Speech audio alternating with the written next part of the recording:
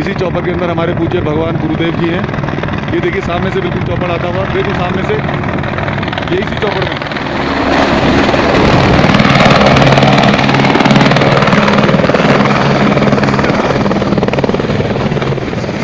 पूज्य गुरुदेव भगवान मुक्तिनाथ में प्रस्थान कर गए हैं। दामोदर कुंड की यात्रा संपूर्ण कर जहाँ से भगवान सालिक राम जी का उद्गम होता है, दामोदर कुंड यानी भगवान श्री कृष्ण का धाम दामोदर जो नाम है उनका, वहाँ से गंडकी नदी निकलती है, उसमें भगवान सालिक राम होते हैं। वहाँ का दर्शन करके गुरुदेव आते हुए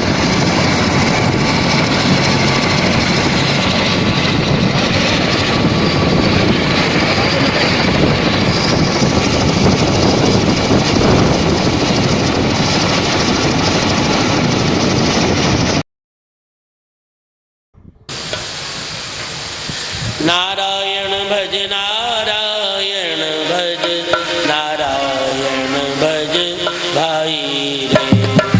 नारायण भज नारायण भज नारायण भज भाई रे। नारायण भज नारायण भज नारायण भज भाई। नारायण भज नारायण भज नारायण भज भाई रे। नारायण भज नारायण भज नारायण भज भाई रे। नारायण भज नारायण भज नारायण भज भाई रे। नारायण भज नारायण भज नारायण भज भाई रे। थोड़ा सा चलेंगे। नारायण भज नारायण भज नारायण भज भाई रे। नारायण भज नारायण भज भज भाई। नारायण भज नारायण भज नारायण भज भाई रे। नारायण भज नारायण भज नारायण भज भाई। नारायण भज नारायण भज नारायण भज भाई। आगे चलिए आगे।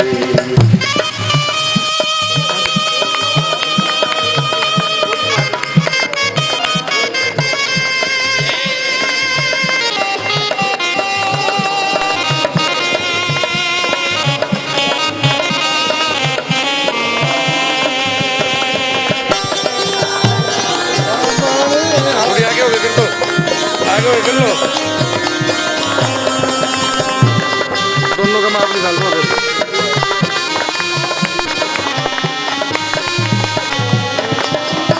ना चाहिए दुनिया की दौलत, ना चाहिए ठकुराई रे। ना चाहिए दुनिया की दौलत, ना चाहिए ठकुराई रे। ना चाहिए दुनिया की दौलत, ना चाहिए ठकुराई रे। ना चाहिए दुनिया की दौलत, ना चाहिए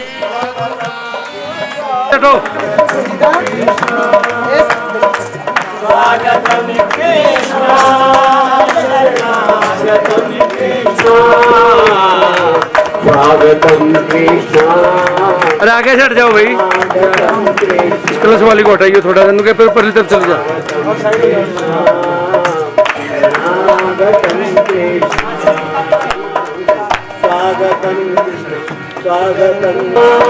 स्वागतम कृष्ण शरणागतम कृष्ण स्वागतम कृष्ण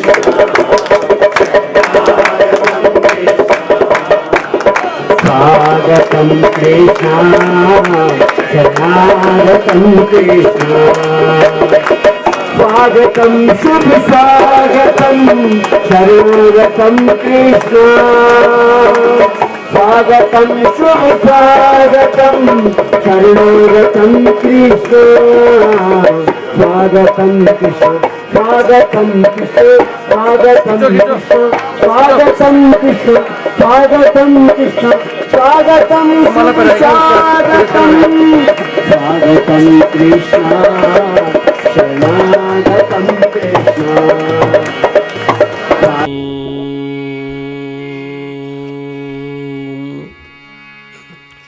स्वस्ति श्री सूत्रवते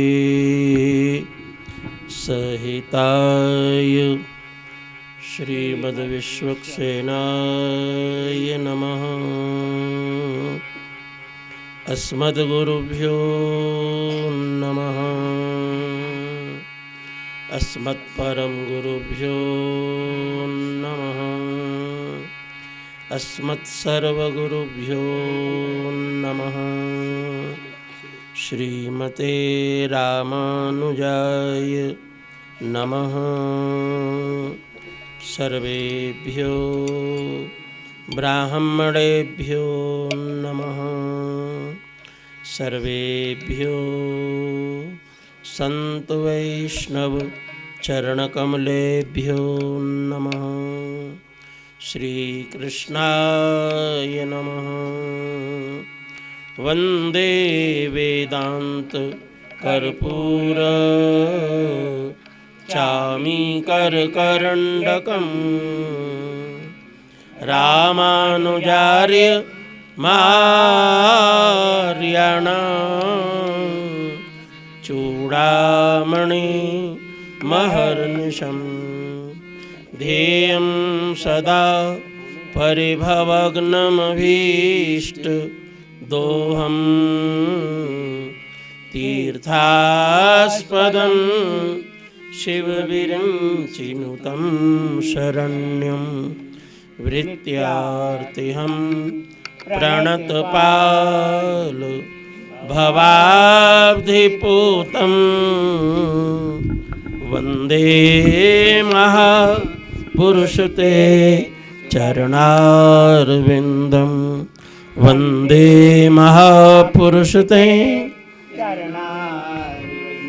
त्यक्त्वा सुदुस्त्यजसुरेप्सित राजलक्ष्मी धर्मिष्ठ आर्य वचसा यदगादरण्यं मायामृगं दयितयेप्सित मन्वधावद वन्दे महापुरुषते चरणारविन्दं वन्दे महापुरुषते यो ब्रह्मरुद्र शुकनारद भीष्ममुक्षैरालक्षितो न सहसा पुरुषस्य तस्य सद्यो वशीकरणचूर्ण मनन्तशक्तिं तं राधिका चरणरेणु मनुस्मरामि तं राधिका चरणरेणु मनुस्मरामि करारविन्देन पदारविन्दं मुखारविन्दे विनिवेशयन्तं वटस्य पत्रस्य पुटेशयानं बालं मुकुन्दं मनसा स्मरामि। श्रीकृष्ण गोविंद हरे मुरारे, हे नाथ नारायण वासुदेव। जिह्वे पिबस्वा मृतमेतदेव, गोविंद दामोदर माधवेति। विक्रेतु काम किल गोपकन्या, मुरारी पादार्पित चेतवृत्तिः। दध्यादिकं मोहवशात् अवोचद गोविंद दामोदरमा। गृहे गृहे गोपवधू कदम्बा सर्वे मिलित्वा समवाप्य योगं पुण्यानि नामानि पठन्ति नित्यं गोविन्द दामोदर माधवेति। सुखं शयाना निलये निजेपि नामानि विष्णोः प्रवदन्ति मर्त्या। तेनेश्चितं तन्मयतां व्रजन्ति गोविन्द दामोदर माधवेति। जिह्वे सदैवं भज सुन्दराणि नामानि कृष्णस्य मनोहराणि। समस्तभक्तार्ति विनाशनानि गोविन्द दामोदर माधवेति। सुखावसाने इदमेव सारं दुःखावसाने इदमेव देहावसाने इदमेव जाप्यं गोविन्द दामोदर माधवेति। श्रीकृष्ण राधा वर गोकुलेश सुपाल गोवर्धन नाथ विष्णोः। जिह्वे पिबस्वा मृतमेतदेव गोविन्द दामोदर माधवेति। गोविन्द दामोदर माधवेति। हे कृष्ण हे यादव हे सखेति। हे कृष्ण हे यादव हे सखे। परम पावन मंगलमय श्री हरि नाम अंतःकरण को पावन करने वाला है। थोड़ी देर प्रेम और श्रद्धा के साथ श्री हरि नाम संकीर्तन हम लोग करें, फिर भगवत कथा अमृतपान करेंगे।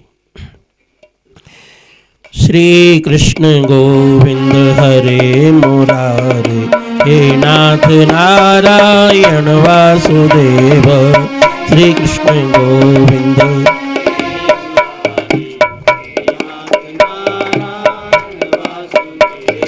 गोविंद मेरी ये प्रार्थना है, भूलूं न मैं नाम कभी तुम्हारा।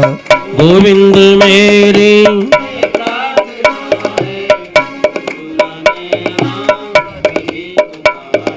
निष्काम होके दिन रात गाऊं गोविंद दामोदर माधवेति।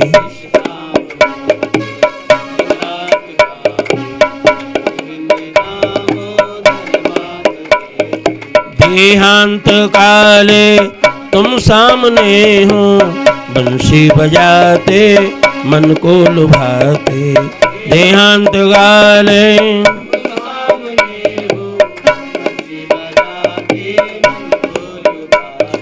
गाता यही मैं तननाथ त्यागूं गोविंद दामोदर माधवेति।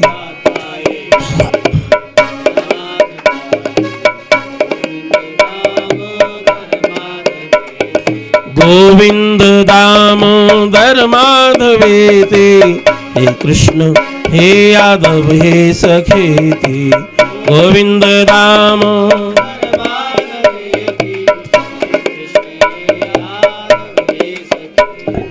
श्री कृष्ण गोविंद हरे मुरारे, हे नाथ नारायण वासुदेव।